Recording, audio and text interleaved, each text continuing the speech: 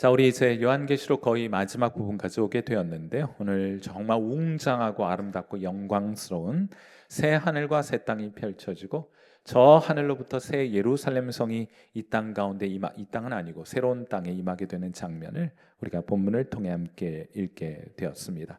오늘 본문이 등장하기 전 요한계시록 20장에는 우리가 이제 좀 미국 교회에서는 주제로 삼아 대화하지 않는, 토론하지 않는, 논쟁하지 않는 천년 왕국 이 개념이 소개가 되죠. 사탄이 천년 동안 결박이 되어서 무저갱에 갇혀 있는 동안 그리스도께는 천년 동안 이 세상을 다스리고 통치하게 될 것이다. 물론 지금도 통치하지만은 천년 왕국의 특징은 뭔가 하면요, 사탄이 사람들을 유혹하고 넘어뜨리는 선수인, 우리를 죄와 또 우리의 연약함을 송사하고 고발하는 선수인 이 사탄이 무저갱에 갇혀 있다는 차이가 있어요. 이때 마지막까지 그 사탄이 무저갱에 갇혀 있더라도 사람들은 생육하고 번성하여 땅에 충만한 일들은 계속 진행이 되거든요.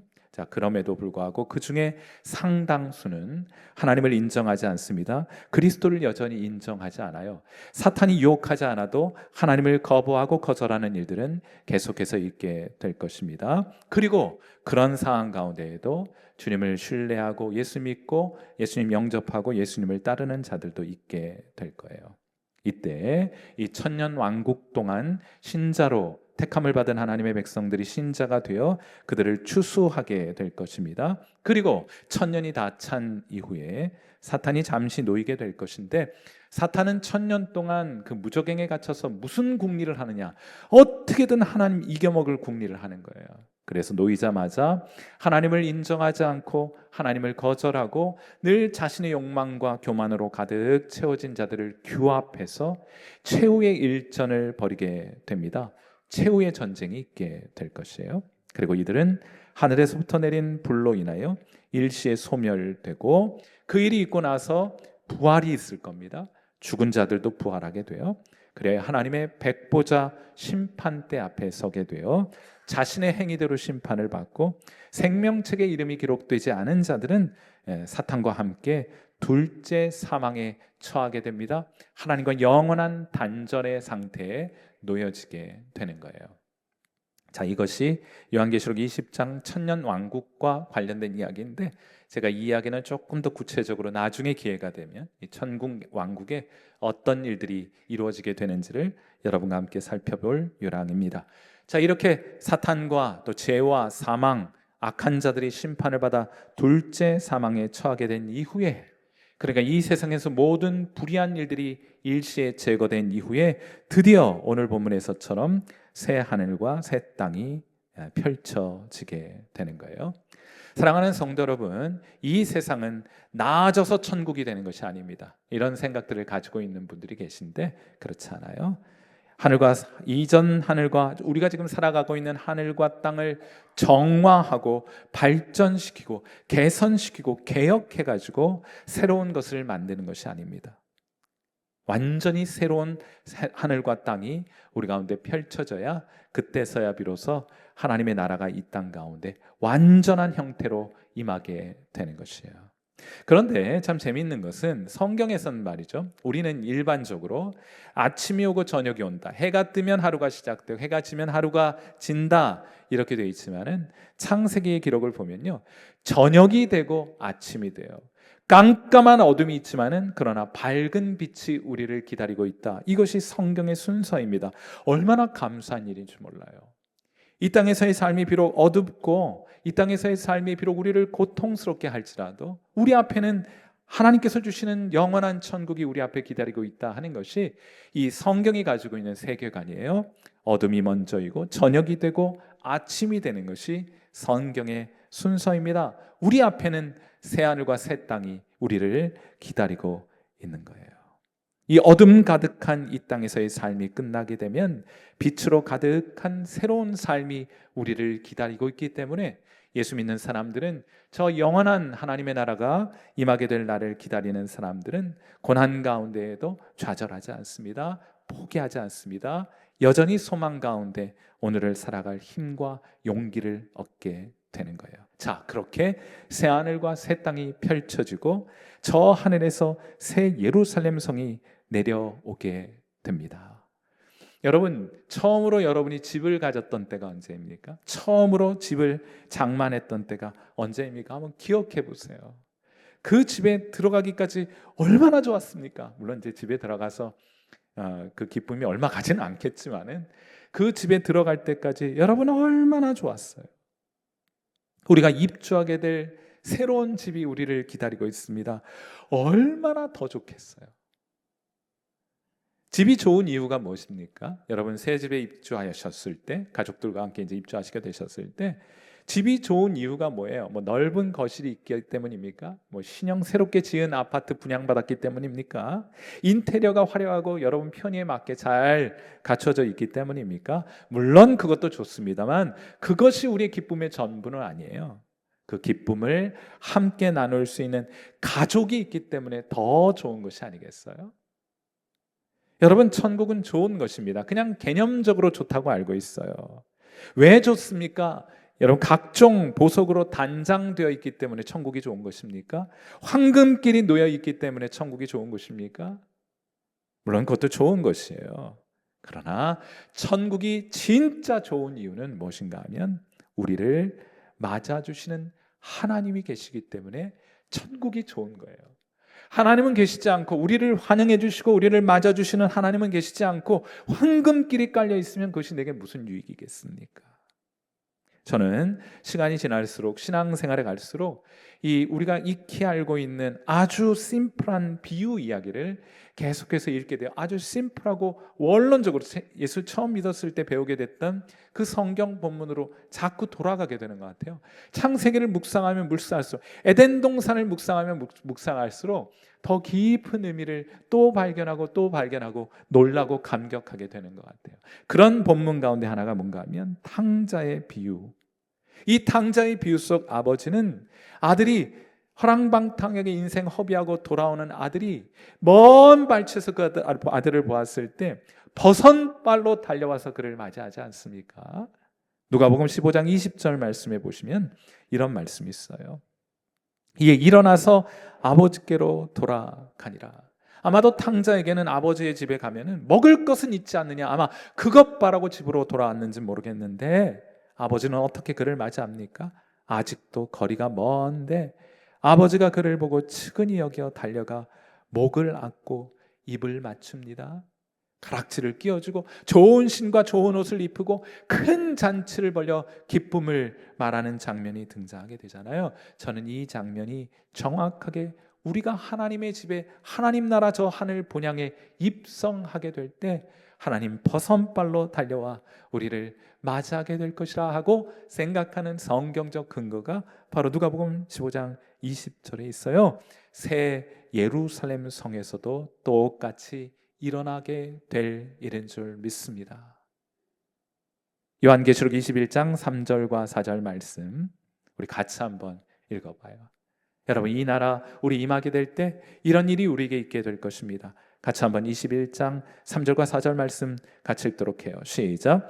내가 들으니 보좌에서 큰 음성이 나서 이르되 보라, 하나님의 장막이 사람들과 함께 있음에 하나님이 그들과 함께 계시리니 그들은 하나님의 백성이 되고 하나님은 친히 그들과 함께 계셔서 모든 눈물을 그 눈에서 닦아 주시니 다시는 사망이 없고 애통하는 것이나 곡하는 것이나 아픈 것이 다시 있지 아니하리니 처음 것들이 다 지나갔음이러라. 아멘. 하나님이 저와 여러분을 처음으로 만나게 될 때 버선발로 그 새 예루살렘 하나님의 보좌로부터 우리에게 달려오셔서 가장 먼저 해 주실 일은 무엇입니까? 우리를 안아주시는 일일 거예요. 우리 눈에 고통과 고난으로 인해 흘렸던 우리의 눈물을 먼저 손수 닦아주시는 일이 가장 먼저 있게 될 것입니다. 모든 눈물을 그 눈에서 친히 그리고 손수 닦아주실 것입니다. 그것이 성경이 우리 하늘 아버지가 우리를 맞이하실 때 하실 첫 번째 일인 것으로 요한계시록을 통해 우리에게 말해주고 있고, 누가복음의 비유를 통해 우리는 그것을 확증할 수 있다 하고 생각해 보게 됩니다. 고향 돌아가 아버지 만나는 거 좋죠? 언제든 여러분을 그냥 아무 조건 없이 뭘 많이 성취하거나 그런 것과 관계없이 그저 여러분이 자녀이고 딸이고 아들이기 때문에 여러분의 아버지, 여러분의 어머니는 고향을 찾는 아들과 딸을 무작정 환영하지 않습니까? 아무 조건 없이 수용하지 않습니까? 그런데 하물며 하늘 본향 아버지를 만나는 것은 얼마나 더 좋은 일이겠습니까?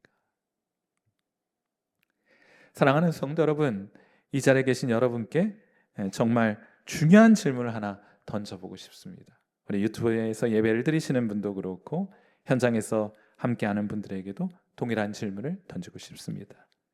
여러분, 천국이 좋습니까? 이렇게 물으면요, 사람들이 그렇다고 합니다.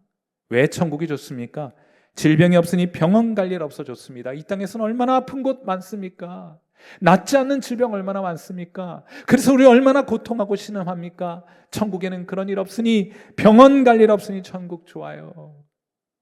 죽음으로 인한 가족들과의 이별과 슬픔도 없으니 천국이 좋아요. 천국에 가면 오곡백과 풍성하니 먹을 걱정 없어 천국 좋아요. 다들 10골 맡을 권세를 가지고 열심히 일하게 될 것이니 천국은 취업 걱정하지 않아도 좋아요. 여러분, 천국은 좋은 곳입니다. 그런데 제가 오늘 여러분에게 묻고 싶은 질문은 이것이에요. 여러분, 지금 당장이라도 그러면 그렇게 좋은 천국 가고 싶으십니까? 막상 지금이라도 천국 가실래요? 하고 묻는다면 우리는 멈칫하게 됩니다. 왜입니까? 왜예요?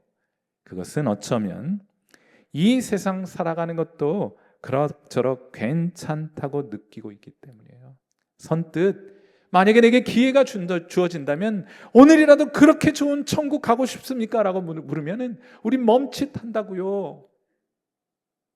여러 가지 이유가 있습니다만 아직 이 세상이 그럭저럭 살만하기 때문이기도 하고, 여러분과 함께 거하시게 될 하나님이 어떤 분이셔서 그분과 함께 한다는 것이 얼마나 큰 기쁨이 되는지 우리가 아직 알지 못하기 때문에, 하나님과 친밀함을 가지고 있지 못하기 때문에 나타나는 현상이기도 해요. 그런데 다윗의 생각은 달라요. 우리 시편 27편 4절 말씀 보시면 다윗에게서는 평생의 소원이 하나 있어요. 왕 되는 거 아닙니다. 다른 사람 위에 군림하는 것 아닙니다. 왕이 돼서 자기가 원하는 대로 세상을 만들어가는 것이 그의 소원함이 아니었어요. 다윗에게는 이 한 가지 소원이 있었습니다. 그게 무엇이에요? 시편 27편 4절, 내가 여호와께 바라는 한 가지 그것을 구하리니 곧 내가 내 평생에 여호와의 집에 살면서 여호와의 아름다움을 바라보며 그의 성전에서 사모하는 그것이라 하고 말해요. 하나님을 바라보고 하나님을 사랑하는 것으로 충분합니다. 전 그거 평생 하며 살고 싶어요. 왕 이런 거 필요 없어요. 다른 사람들 위해 군림하는 거 이런 거 필요 없어요. 영광스러운 황금보좌 내겐 관심 없어요. 나는 하나님 바라보며 그 아름다움에 감동하며 하나님 사모하는 것, 그것이 제 평생의 소원이에요 하고 고백하고 있는 거예요. 하나님과 함께하는 것이 그의 소원이었어요. 그로 인해 감격하는 겁니다. 본향을 사모하는 마음이 다윗에게 있었다는 증거가 되는 구절이에요. 사도 바울도 빌립보서 1장 23절에서 이렇게 말합니다. 내가 그 둘 사이에 끼었으니 차라리 세상을 떠나서 그리스도와 함께 있는 것이 훨씬 더 좋은 일이라. 그런데 그렇게 하고 싶지만은 내가 너희들의 믿음과 너희들의 유익을 위해서는 아직 이 땅에 남아 있어야 한다. 난 주님 곁에 머무는 것이 훨씬 더 좋아. 지금 당장이라도 그렇게 하고 싶어라고 고백하지 않습니까? 천국 가는 것에 망설임이 없습니다. 왜냐하면 천국이 어떤 곳인지 사도 바울은 정확히 알고 있었기 때문이고, 그래서 가고 싶었기 때문이에요. 그건 우리에게도 마찬가지 아니겠습니까? 여러분, 저는 이 말씀을 드리는 이유가 여러분이 신앙을 한번 점검해 보라고 드리는 말씀이에요. 우리의 신앙에서 거품을 빼주는 질문이 하나 있습니다. 우리의 신앙 굉장히 거품으로 가득해요. 다른 사람들에게 잘 보여지는 것으로 이것저것 덕지덕지 위선적인 신앙의 가면들을 쓰고 사람들 만나고 있습니다. 꽤 괜찮은 사람인 양 그렇게 오늘을 살아가요. 거품으로 가득합니다, 우리 신앙이.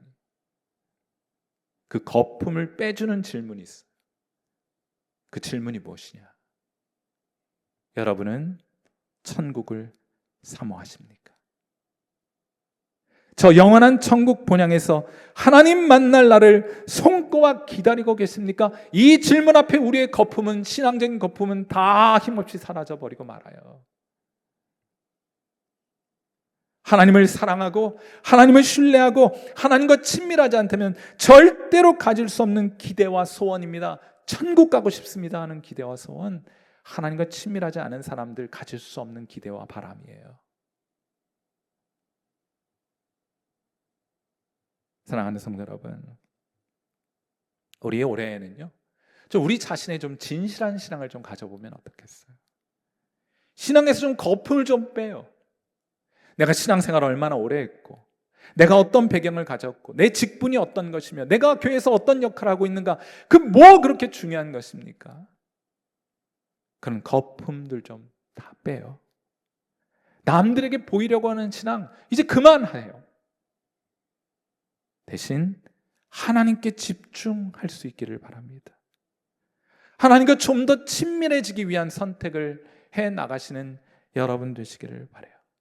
그래서 진짜 우리의 마음속에 저 영원한 천국 본향을 기대하면서 주님 만나게 될 날을 소망하면서 오늘을 살아가는 그런 귀한 성도 여러분 되시기를 주님의 이름으로 축원해 드립니다. 우리 아직 1월 아직 안 끝났잖아요. 아직 12달, 물론 좀 지나긴 했습니다만 앞으로 11달 또 살아가야 될 텐데, 그 살아가는 삶의 방향을 오늘 좀 제대로 설정하고 우리 하나님 앞에 오늘 멋지게 한 해를 살아가면 어떨까 생각합니다. 주님과 더 가까워지는, 주님 곁에 더 머물고 싶어지는, 그래야 저 천국, 주님과 영원히 함께하게 될 저 천국을 사모하게 되는 그런 방향으로 저와 여러분의 신앙이 다시금 재조정될 수 있게 되기를 간절히 바라봅니다.